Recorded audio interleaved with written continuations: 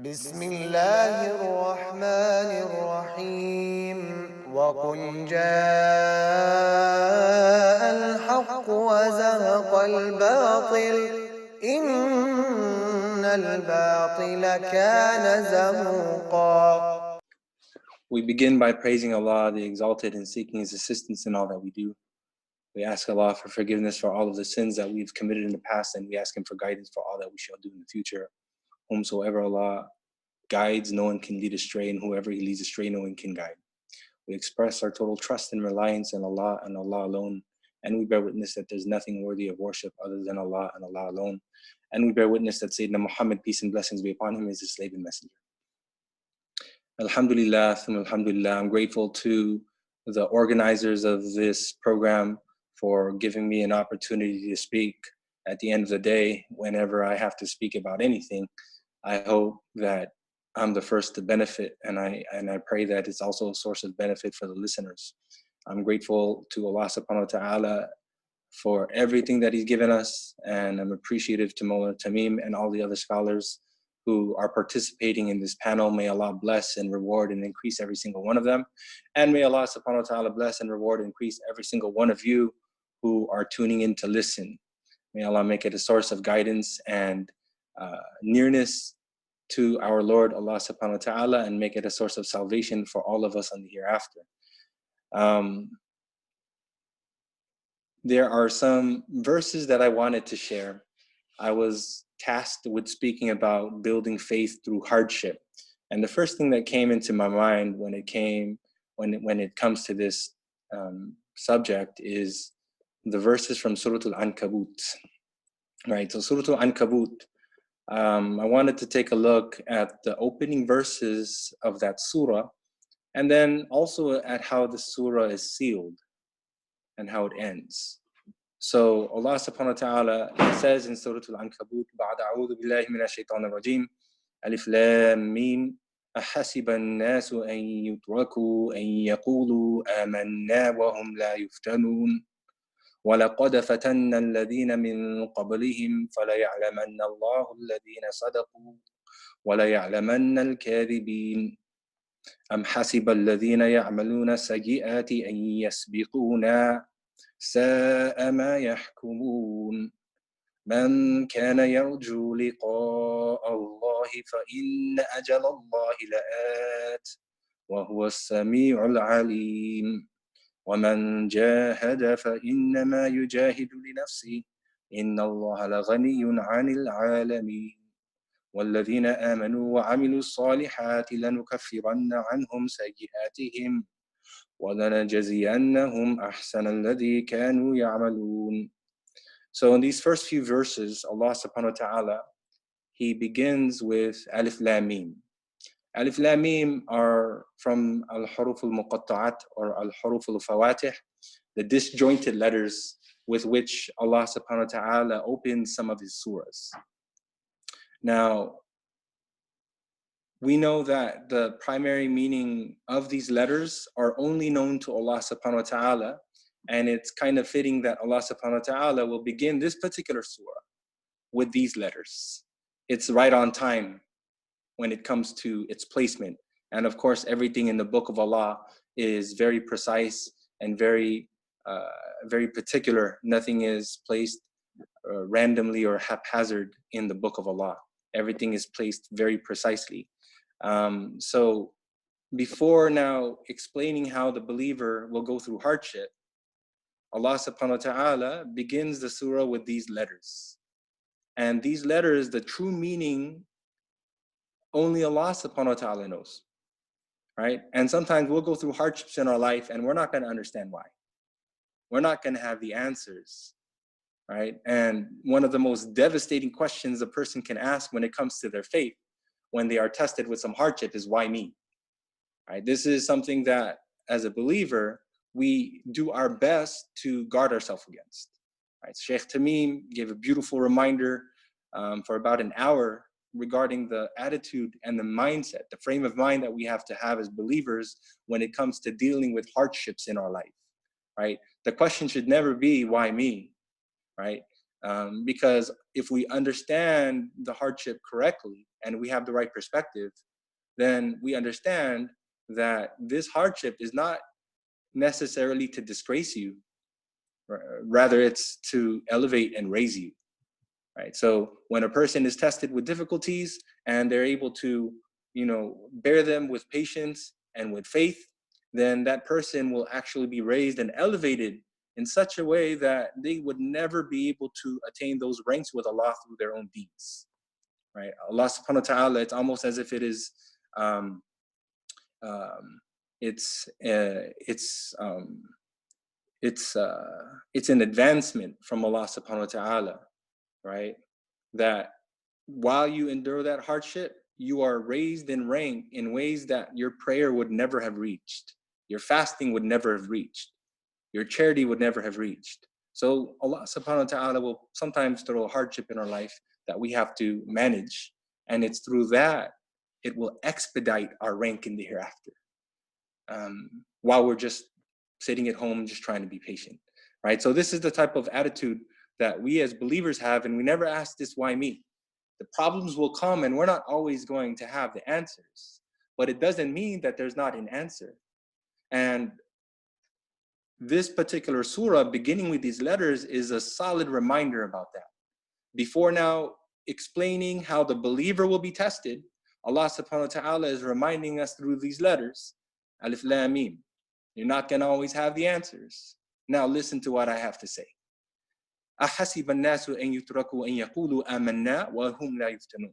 Do the people think, right? Do the people think that they will be left to say, we believe, while not being tested? Right? Do the people think that they will be left to say, we believe, while not being tested? Now, a few things to mention here. First and foremost is, what was the circumstance of revelation? Now, most of the scholars, they are of the opinion that this particular surah was revealed in Mecca Mukarramah, right? It was revealed in Mecca Mukarramah, and in particular, in regards to those companions who were now being forced to evacuate from their homes and make hijrah to Medina Munawwara, right? This could be one of the most difficult things that a person has to go through, and nasallallahu al-afiyah, we ask Allah for afiyah from all of the believing, faithful people all over the world that are forced to leave from their homes and flee to other countries, leaving behind everything that they knew and everything that they loved, right? So the companions had to deal with this. The Prophet ﷺ had to deal with this. So some of the commentators of the Quran, they mentioned that this surah is now being revealed where? In Mecca Mukarramah, in the circumstance that now the believers are forced to flee from their homeland and their home city of Mecca Mukarramah to Medina al-Munawwara, right? Now, that can be something, again, very difficult. They weren't just moving, right? They didn't like rent a U-Haul and leave very safely, right? They had to actually plan and organize their way out of town, because the people were actually now trying to persecute them, and in many cases trying to kill them. And if they were to catch them while they were leaving, they would be imprisoned, and that would be a mandatory, right? A mandatory stay-at-home type of confinement, right? At least now we have the luxury of doing this by way of option, right? We have a choice still to some degree, but other people, they don't have the luxury of having that choice, right? They're compelled to stay home. They're compelled to be locked up. And it's a blessing from Allah subhanahu wa ta'ala that we're not on that level. So these particular companions now had to actually escape from Mecca Mukarramah, and they didn't have, an easy road to Medina Munawwara. And anyone who's made the Hajj and the Umrah over there, you know what type of difficult situation it would be to have to, travel in those conditions, in the heat and in the rough terrain, right? You didn't have like paved roads, especially back then. Right? It's hard enough. We complain about being on air-conditioned buses when we have to go from Mecca to Medina Munawwara, right? And let alone trying to walk that journey. So some of the commentators, they are now mentioning that this verse, Allah subhanahu wa ta'ala is asking a question. Do the people think that they will be left to say we believe and they won't be tested, right? So these believers are being tested and they're being reminded that, look, this is a part of the deal, right? This is a part of what it means to be a person of faith, is that you're going to be tested by Allah subhanahu wa ta'ala, right? So that was one of the opinions that they were going through, of why this particular surah was revealed. Another opinion was that it was actually also specific to one of the companions, Sayyidina Ammar bin Yasir, radiallahu anhu. So Sayyidina Ammar bin Yasir, radiallahu anhu, may Allah be pleased with him, he is a companion which really needs no introduction. His family is among the most famous families of the companions. To us, they didn't have that type of status while they were alive, unfortunately, which is why they were persecuted so mercilessly. They didn't have the same type of support system in the society that they were able to be protected.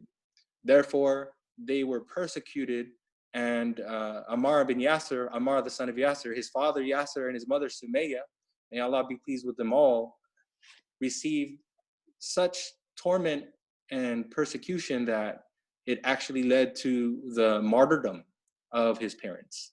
So we know that Sumayya radiallahu anha would become the first Muslim martyr in our tradition.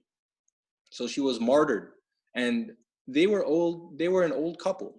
They weren't like, it's not like Ammar was a little kid and his parents were like in their 40s or 50s, or their 30s. Ammar bin Yasir, it's mentioned when he became Muslim, he already was around in his 40s or so. So his parents were elderly, right? And the disbelievers of that time didn't even have the shame to show some mercy, right, to an elderly couple and allow them to live the remaining portion of their life in peace, and in believing what they believed in. And they weren't like, they weren't extremely, they weren't poor, they weren't affluent, they weren't people of high status, they weren't able to like necessarily influence other people, but just because they believed, now they were being tested. And it got to the point again where eventually we know the story that it's very difficult to even speak about regarding Sumayya, may Allah be pleased with her. She's martyred and she goes down in history as the first martyr in our tradition. And then his father Yasir is also martyred, and this is all taking place in front of him.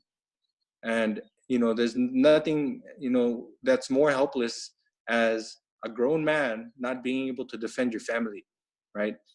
So it's a very desperate situation to have to watch people in your own family being harmed, whether it's your kids or it's your elderly parents. If you yourself are a grown man capable of defending yourself, then you're ready to lay it all on the line to defend those who you love. And Ammar bin Yasir, just to show the type of desperation he was in, he was not even able to help. He was not even able to prevent his parents from being martyred. And that was a circumstance that he found himself in and being tested. And when it got to the point where he was now tested, they were offering both Sumayya and Yasir, may Allah be pleased with them both. They were giving them an opportunity to be relieved of this torture, but the negotiation was that you had to curse Sayyidina Muhammad sallallahu alaihi wasallam, say something evil about him, and you had to praise the religion of their forefathers to indicate that you actually believe you have reverted and apostated from Islam.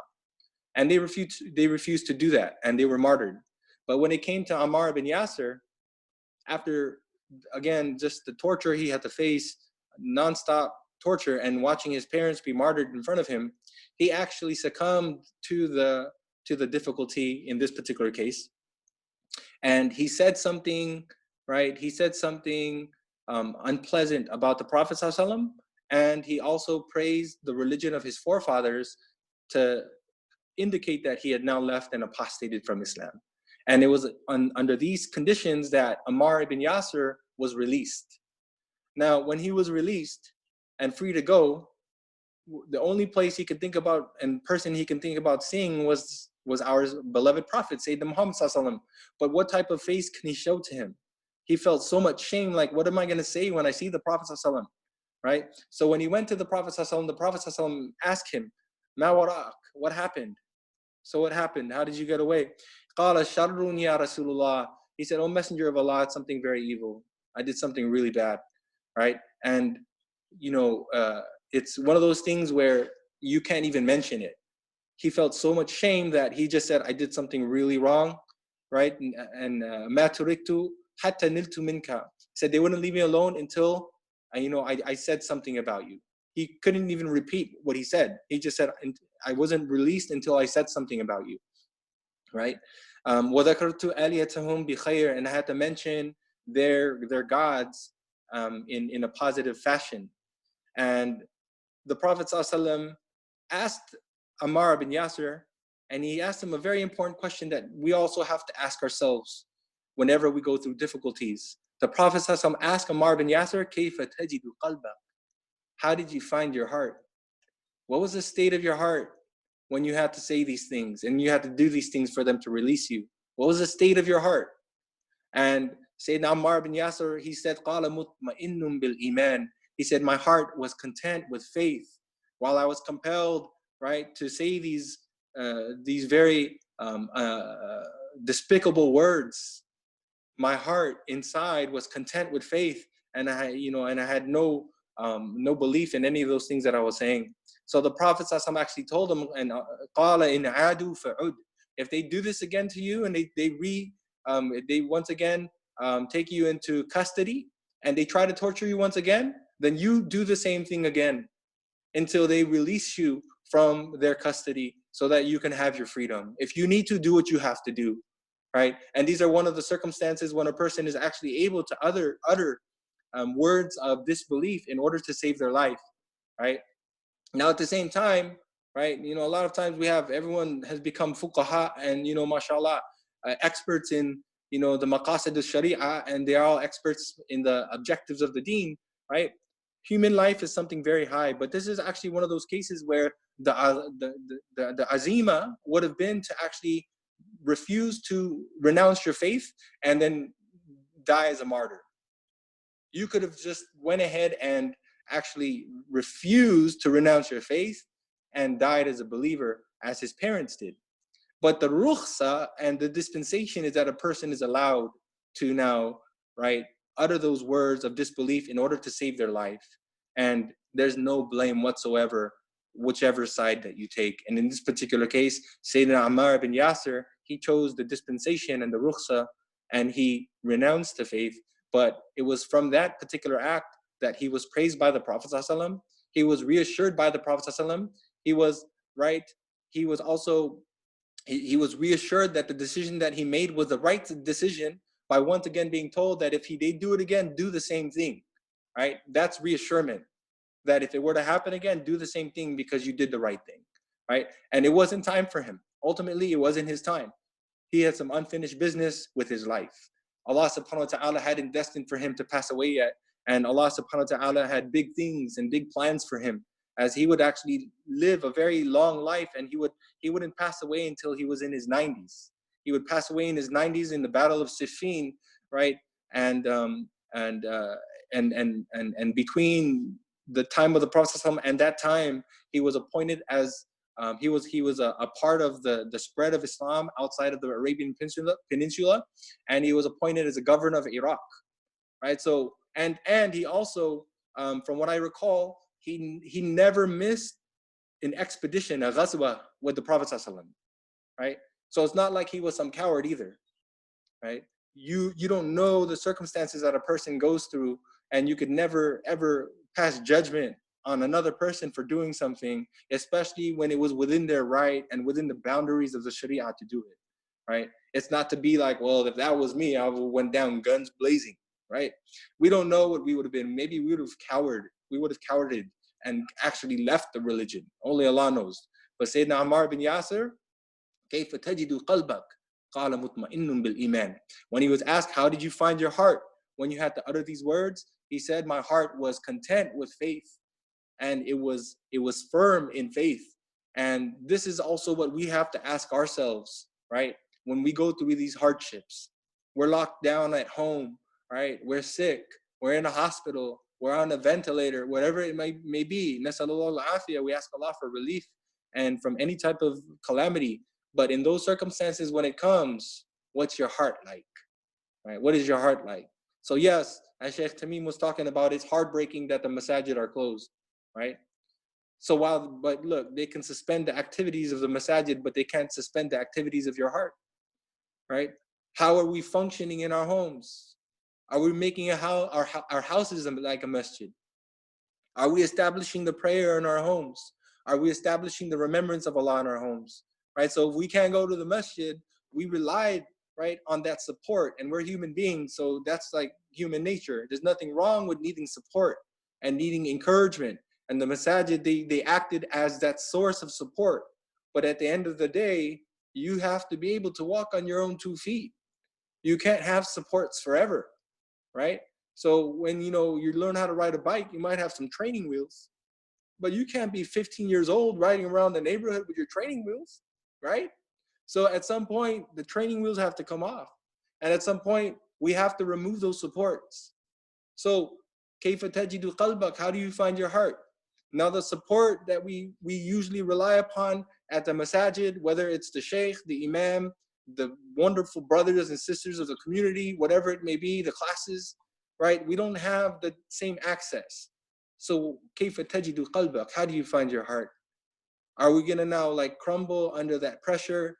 Are we gonna now like crumble under our own lack of discipline, or are we gonna now like double down and be stronger? Find out, okay, is there a webinar at least that I can do? Is there, maybe I can talk to my wife, or I can, you can speak to your husband, or you can do something to like, look, let's do something in the house that will help us feel encouraged and motivated. All right, talk to your kids, talk to your siblings, talk to your older brother or your younger sister, whoever it is, and try to get together and try to do something. Because never allow the activities of your heart to become suspended, irrespective of what they try to suspend out in the physical world and in the society. Right. So this was Sayyidina Ammar bin Yasir. He would, it wasn't meant for him to die yet. So he took the rukhsa, he renounced the faith, and Allah subhanahu wa ta'ala took work from him. And he never missed a ghazwa, an expedition with the Prophet ﷺ until the Prophet ﷺ left the world. And after that, he continued serving the deen of Allah as the deen spread beyond the Arabian Peninsula, serving as a governor in Iraq, and finally becoming martyred in the Battle of Siffin, radiallahu anhu. So some of the commentators in regards to this particular surah, they say that it was revealed regarding Sayyidina Ammar bin Yasir and his family, right? But now, what was the consolation then, right? This surah is going to speak about difficulty, and it's going to speak about hardship. But what is the consolation for these groups of people upon whom these verses were revealed? Well, number one, those people who were forced to leave their homes, they became the muhajirun. Yeah, it was hard. Yeah, it was difficult, right? But this too shall pass. This too shall pass. And it passed. They left the world. We all have to leave one way or the other. You might as well leave the right way. And now they left as muhajirin. They became known as the immigrants, the ones who now once you were called a muhajir, you were a person of sound faith. You were a person of sound faith. We're talking about faith building. Now, there were no hypocrites. There were no munafiqeen in Mecca Mukarramah, right? And this verse is revealed about those people going through difficulty while they were in Mecca. This is a testament to their faith, right? So as a consolation, yeah, they had to flee from their homes. Many had to lose their lives. Many had to lose their life savings and their home, everything that they, ever worked so hard for. But they became the muhajirin.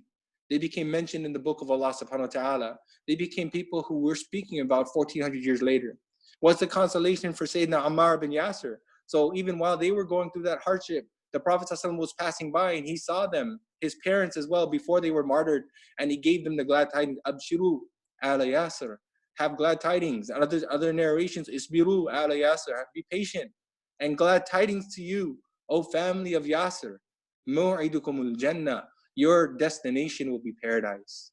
Your promise is paradise. And at the end of the day, what else can we want? Right? Maybe we want a little bit of a smoother road, but look, sometimes the path to paradise is going to be a little rough and it's going to be a little bumpy, but the destination makes the journey worth it. So this is, again, as a consolation, despite this verse these verses about hardship being revealed about them, it wasn't in vain. Their sacrifice and their hardship was not in vain. So there's a second point that I wanted to also bring up about this first verse, ahasiba nasu. So it's a question, but it's a rhetorical question. Do the people think that they'll be left? And yaqulu amanna, that do the people think they will be left to say we believe, wahum la yuftanun, while not being tested? Right? This is a rhetorical question, right? It's almost, when someone's asked you something, you're like, is the sky blue? Of course, you're not trying to ask them if the sky is blue. Rather, you're affirming that, of course, the sky is blue. So Allah subhanahu wa ta'ala is revealing these verses, right? Because at the end of the day, we're human beings.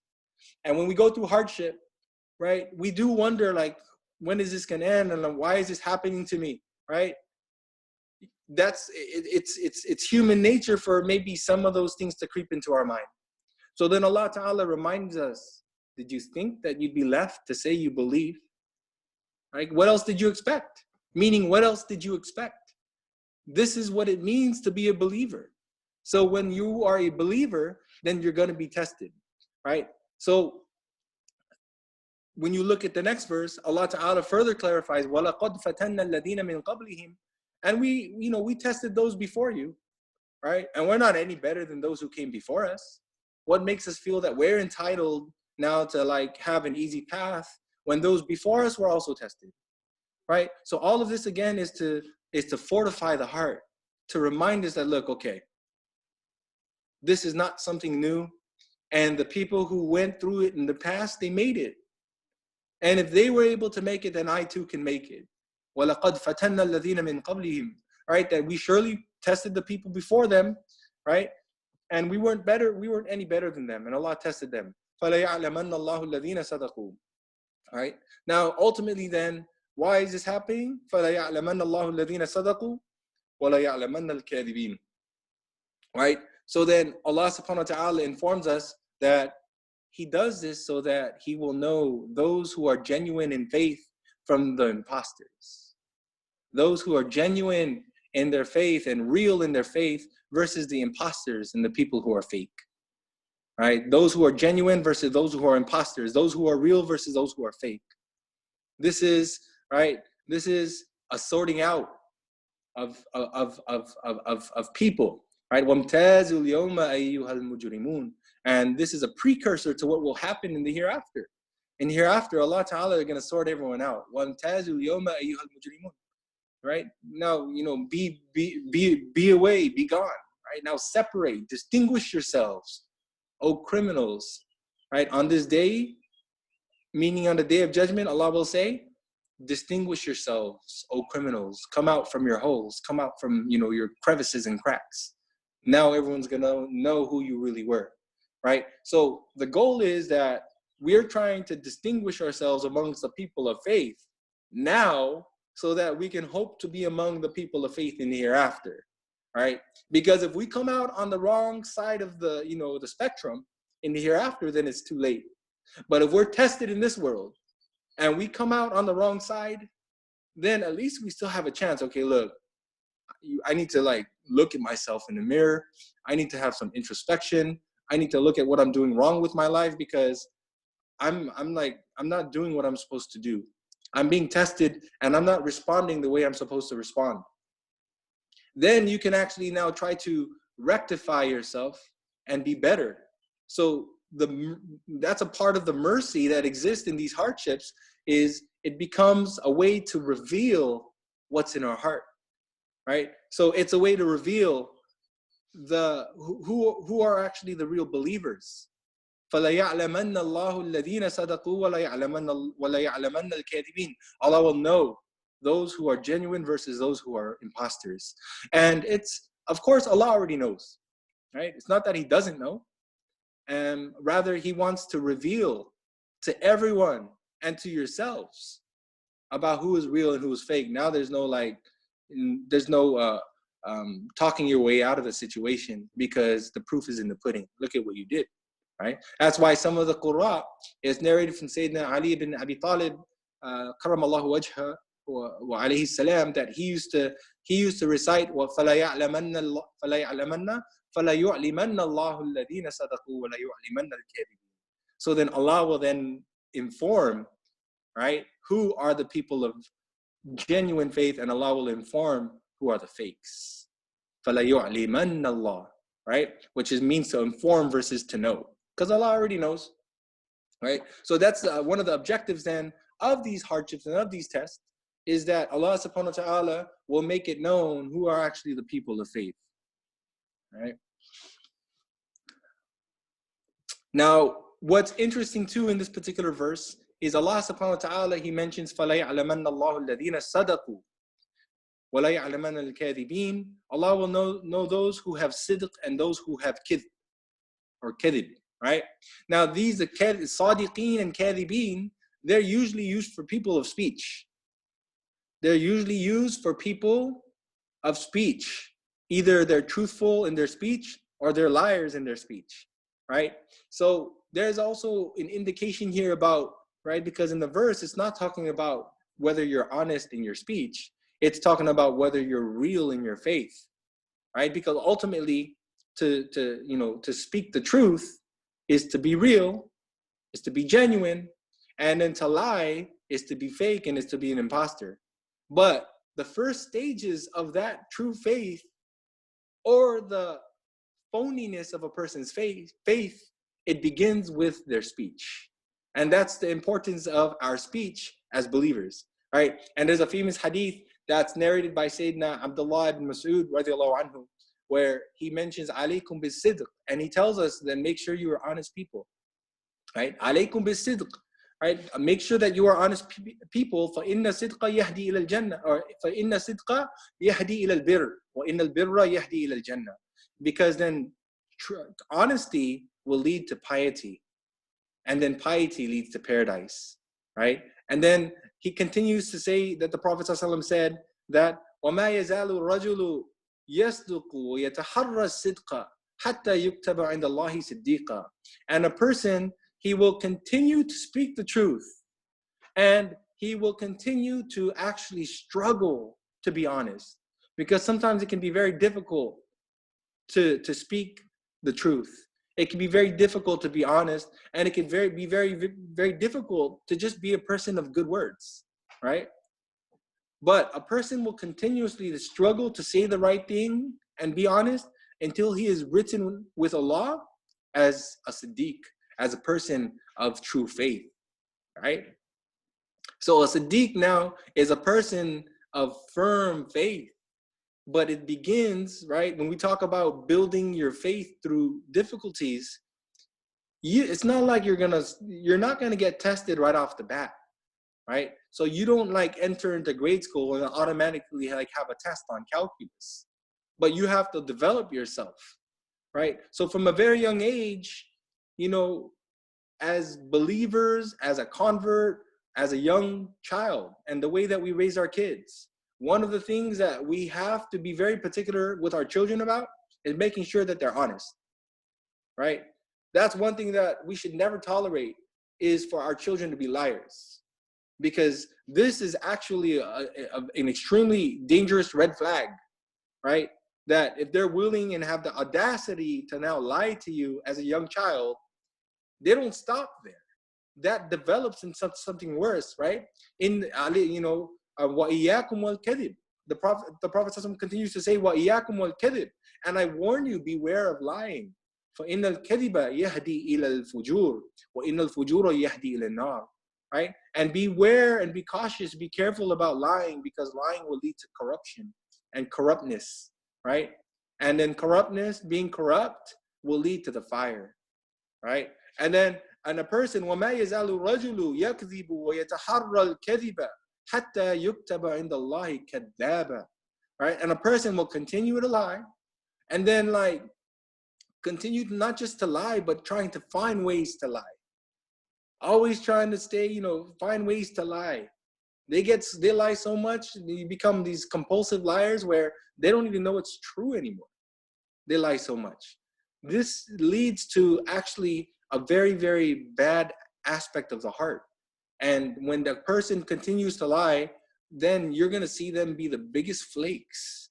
And when it comes to these hardships, all of a sudden, they don't know why they can't sustain, their commitment to Allah subhanahu wa ta'ala is because they have now become liars, right? They have become liars. So when it comes to developing your faith through hardship, you have to win the small battles first. We have to win the small battles first, right? So we have to be people of honesty. We have to be people who guard our tongue. We have to be people who guard our speech, and see how that impacts your life. If you can be a person who guards your speech and only says good things, right? And this includes, now that you're at home and we're all at home, this includes, the tongues on your fingers, right? MashaAllah, right? The keyboard warriors, MashaAllah, all over Twitter and MashaAllah, Instagram, Snapchat, Facebook, whatever it is that they're on. And MashaAllah, they're saying everything with being very, very bold, right? You feel very empowered and very emboldened to like say whatever they want from their keyboard. But this is also going to be taken into account for. And you have to be very careful about how you use your speech, right? You can tell a lot about a person just on how they talk and how they speak, right? You can gauge, you can know a lot about a person just by reading their social media feed, right? And this is a reflection of a person, and ultimately it's even a reflection of their faith. So we have to be very, very careful as much as possible, right? So Allah Ta'ala discusses and refers to these people of firm faith as alladina sadaqu, and he uses a fail madi here, which is a past tense verb, وَلَا يَعْلَمَنَّ الْكَاذِبِينَ, and you will also know those who are liars. And there he uses a noun, and that's a whole nother conversation for another time, inshallah. So again, we have to be careful of our words when if we want to win the bigger battles when we're tested, we have to win these smaller battles first, right? Allah subhanahu wa ta'ala, he continues to say in this surah, أَمْ حَسِبَ الَّذِينَ يَعْمَلُونَ السَّيِّئَاتِ أَن يَسْبِقُونَ سَاءَ مَا يَحْكُمُونَ. Or do those who do evil deeds, do they think that they can escape us? Or do they think that they can defeat us, right? How horrible is their thought process and their decision making, right? How horrible is their decision making, right? And this is people of faith, rather I should say, people now who don't have faith, right? They think that they're a step ahead of the game, right? And oftentimes they look at people of faith as being backwards or old-fashioned, right? Faith won't save you, right? Faith won't save you. Well, apparently, technology and medicine hasn't really saved us from this pandemic either. We're still stuck at home, so I don't know where that leaves us, right? So the problem here is, though, there's usually two extremes, right? There's usually two extremes. A person is either gonna now like reject faith altogether and put all their trust in medicine and technology and science, and then you have the people like who say, Tawakkalna ala Allah, I just place my trust in Allah and I'm gonna have faith in Allah, and then they do nothing, right? This is not the way of the believer, and I think we're familiar with that, and I think we're all aware of that. That's one of the luxuries that we have as Muslims, right? Some of the other traditions, especially the Western traditions, right, they fell into this kind of dichotomy of faith and reason and revelation. And a person of faith had to reject anything in science, and all that did was create a bitterness, right? And it created a rift between now having faith and then being a person that researches science and researches medicine. But as Muslims, we've always been at the forefront. We're actually encouraged to utilize the physical means. Now, as a person of faith, right, we're allowed to utilize the physical means to the fullest, but we have faith in Allah, right? So we have the luxury as people of faith that we can still utilize the material world. Materialists, on the other hand, they will utilize the material world, but they will not be able to utilize faith. They deprive themselves of faith, when at the end of the day, all we have is faith. Because what else will you have then when these physical means and the material world no longer avails you? What happens when that person comes down with a particular illness and now they're hospitalized and they're on a ventilator and they're breathing their last? What are they going to do now? At that point, that's why they say there's no atheist in a foxhole. Right? There's a saying that there's no atheist in a foxhole, because when you're about to die, everyone believes in something. But by then it's too late. Right? So as a person of faith, you have the luxury of accessing the material world, whereas the materialists, they don't have the luxury of accessing the world of faith. So we have the best of both worlds. Right? Being a person of faith doesn't mean that you can't utilize the physical world, but it just means that when the physical world and the material world no longer avails of us, then we have faith to rely on, and we know that Allah is there, right? So on the other hand, they think أَحَسِبَ الَّذِينَ يَعْمَلُونَ السَّيِّئَاتِ أَن يَسْبِقُونَا. They think they're a step ahead of us, where in reality they're miles behind, right? May Allah Ta'ala make us all people of faith. Right. So these are the two extremes. We have to, guard ourselves against that, because at the end of the day, you can't solve all problems with science. I think that becomes very clear now today. We don't even know what in the world is like. We don't even know what's in the air. We don't even know what this virus is. We're still trying to figure it out, and we're still trying to understand. It's just this little thing that you can't even see with your eyes. It's just floating in the air, right? In some cases, right? For those who believe it's airborne and whatever the case may be, right? So at the end of the day, as a person of faith, we know that Allah subhanahu wa ta'ala, when everything else fails, Allah will never fail us, right? So whether you want to, a person wants to blame God or not for all the problems in the world, it doesn't change the fact that there's still problems in the world, right? Some people who reject the existence of God, they like to now blame the problems of the world on God and be like, well, if there was a God, why are there problems, right? They can't reconcile between the existence of evil in the world and the existence of problems in the world. Well, look, whether you believe in God or not, the problems are still going to be there, right? The only difference that is that if you believe in God, then you have something to look forward to. But if you don't, then tough luck. You just have to deal with it. It sucks to be a person who has to go through hardship, right? So it's a godless world is a very cold world, right? And the rationale that sometimes they use to reject God, right? The rationale sometimes that they use to reject God is actually the rationale that they need to use to accept the existence of God. But perspective is everything. And that's why Shaykh Tamim again had spoke about very beautifully that when we deal with hardship, make sure you have your head on right. Make sure your heart is in the right place, because you have to understand the trials and tribulations from the perspective and the mindset of a believer, right? Not as a skeptic. So Allah subhanahu wa ta'ala then continues to say, Man kana yarju liqa Allahi fa inna ajal Allahi la'at wa huwa as-sami'ul alim. And this here, subhanallah, is one of the strongest points of encouragement for the believer, right? So it's talking about hardship. And then it talks about here, but whoever hopes to meet their Lord, understand that the meeting with their Lord is coming. Patience, my dear, right? Patience. You're going to meet your Lord soon. And for the believer, this isn't for some people, they're scared. They're like, oh man, I'm going to die. This is actually reassurance. This is a bushra. This is a glad tidings for the believers that you're going to see your Lord one day, right? So we don't have to, ultimately, when all else fails, if you succumb to the trials of this world, and ultimately even with your own life, then don't worry. Right, this is a hopeful ayat. Man kana yarju. Yarju is from raja. This is hope.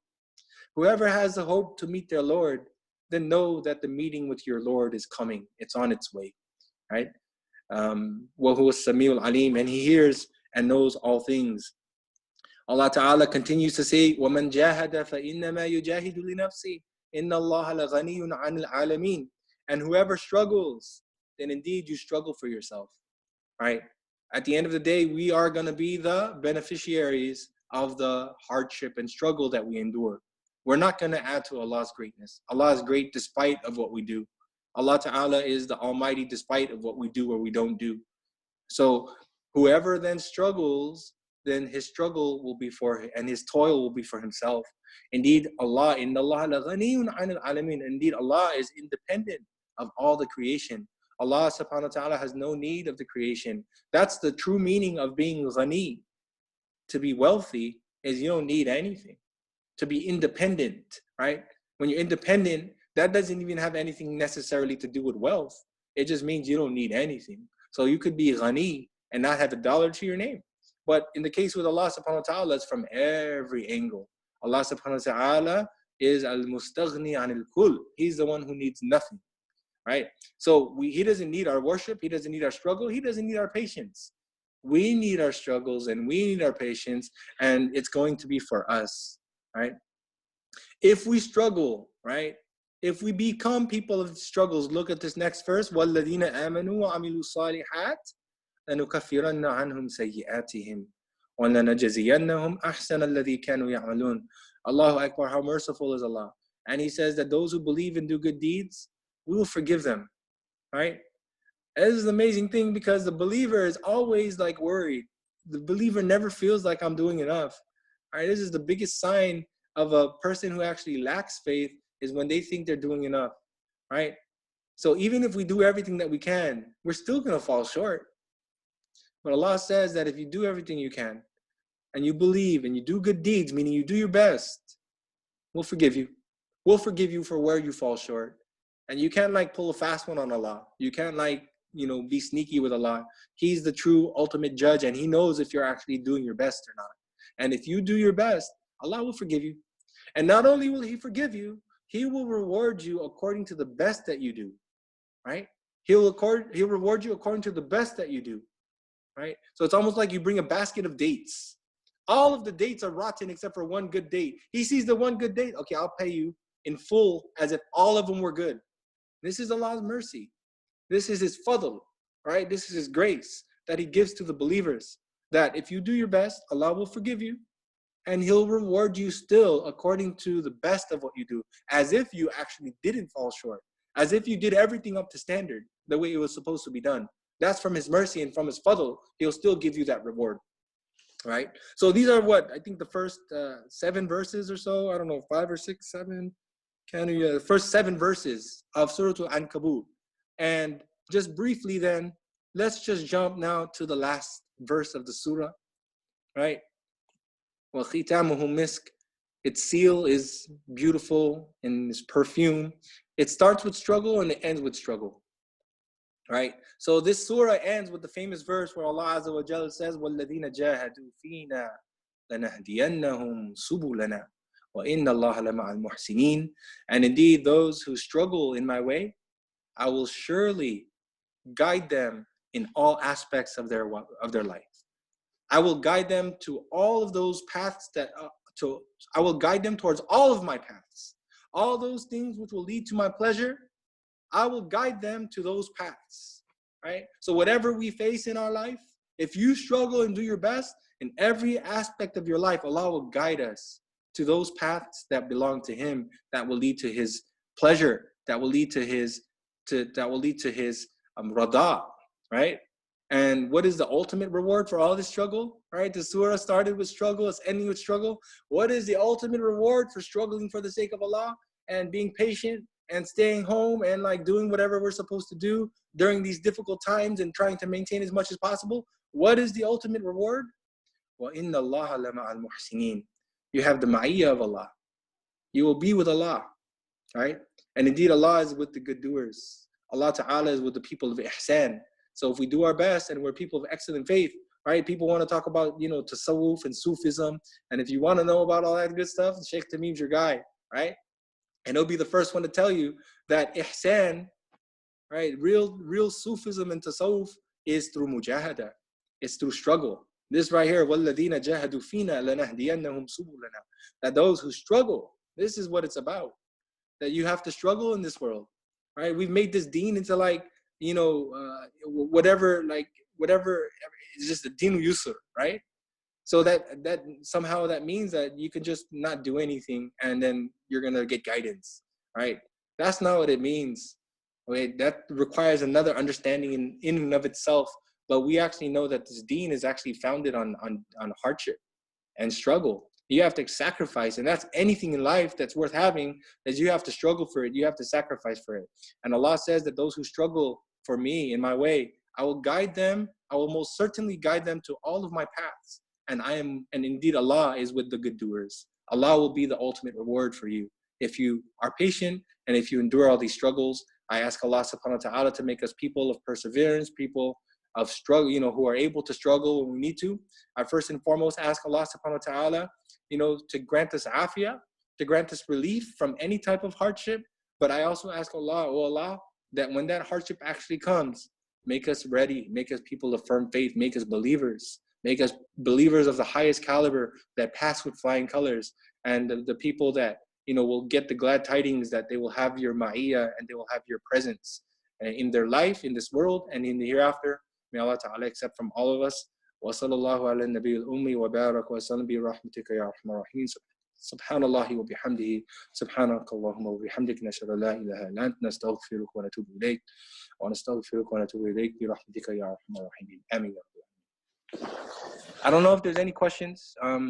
If there are any questions you'd like to ask, then by all means, please do so. As a heads up to the moderator, I don't have access to the YouTube channel right now, so if questions are coming on the YouTube, then I'm not going to be able to see it unless I log on real quick.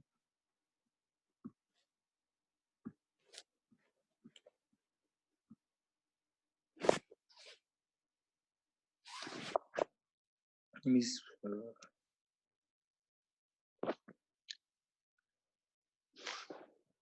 And I will also request some madad from our dear Shaykh Tamim to also, feel free to chime in and answer these questions as needed, inshallah.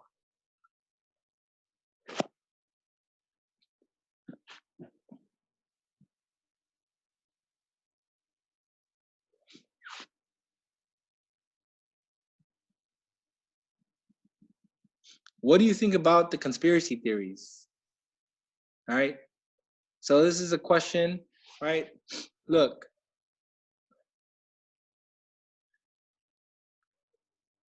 there's always two extremes. Don't fall on the other extreme. And I was able to listen to Sheikh Tim's talk earlier about what all these conspiracy theories were out there. I'm not the type to also be just, believe everything out there. But I'm not the type to also fall into like every single conspiracy theory. I'm not. There's something that is beyond our control, right? So while I think a person should be aware of what might possibly be happening, do not let that consume you, and don't make that the purpose of your life, right? At the end of the day, we have a particular task at hand, and there are expectations of us as believers that are also expectations of in regards to our families and our communities. And my advice is that you limit yourself to that.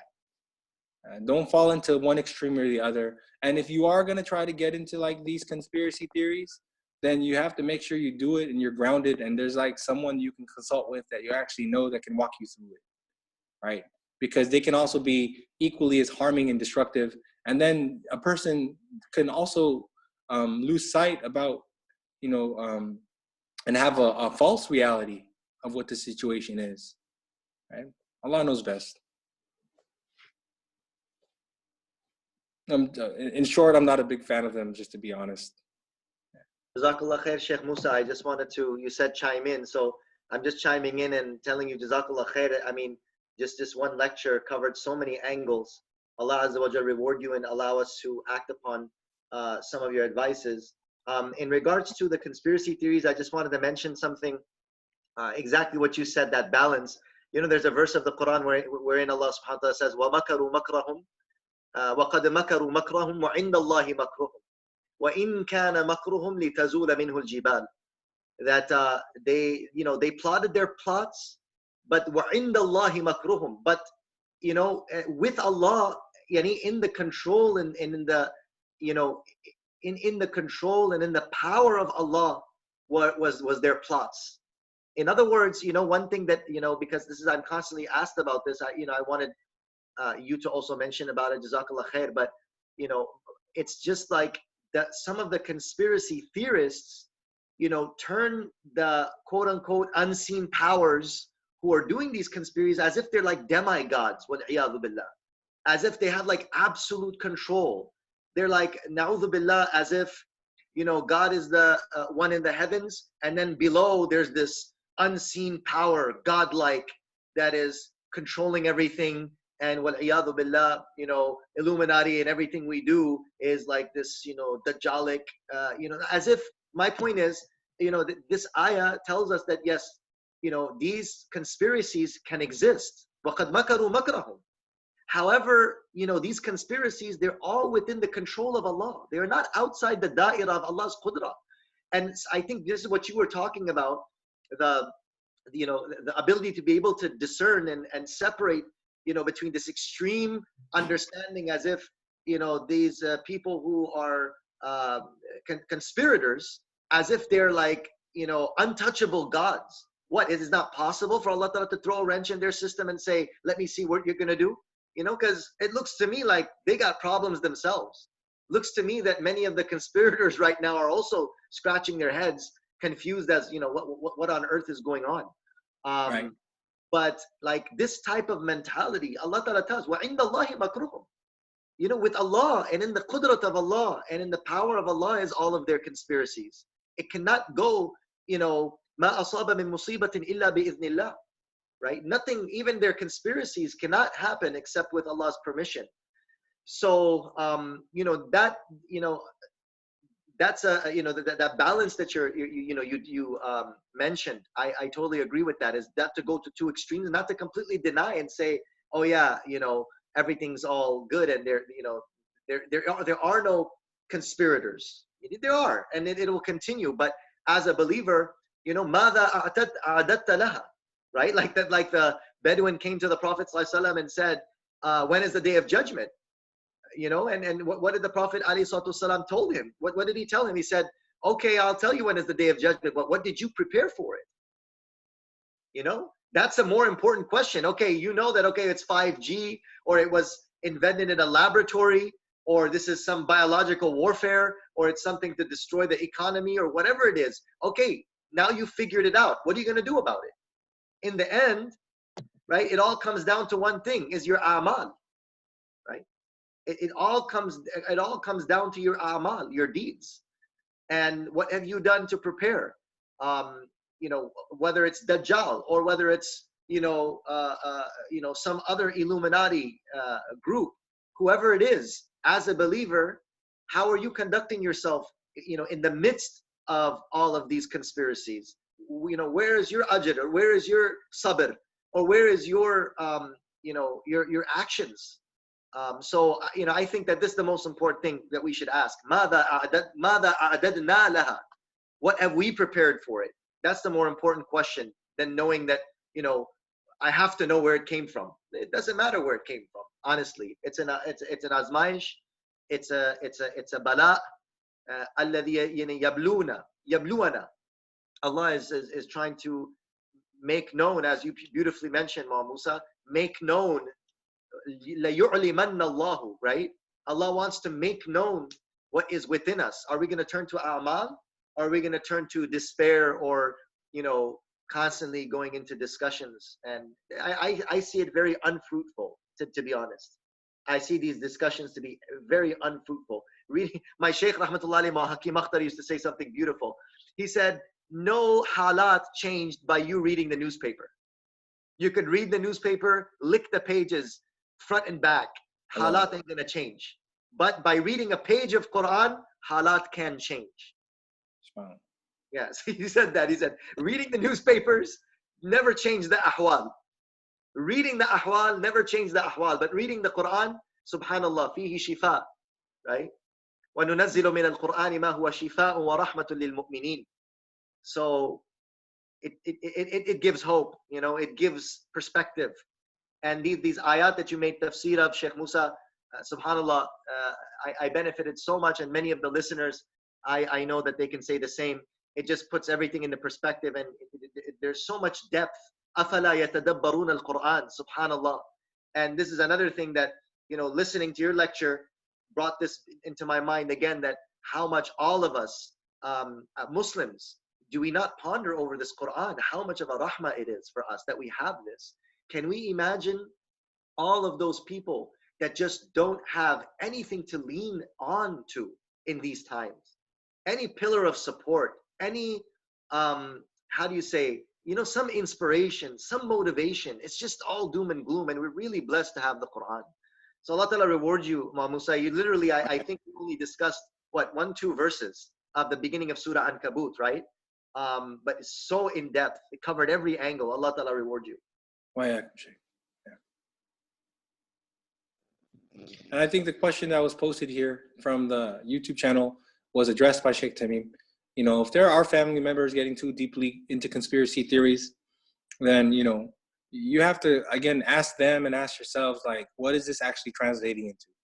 So even if you are able to uncover, like, the behind the scenes things taking place, well, what are you going to do about it, right? So it should make us feel more vulnerable, if anything else, of how helpless we are in the world. Like, people are doing things and we're just helpless when it comes to, like, the actual workings of things in the world.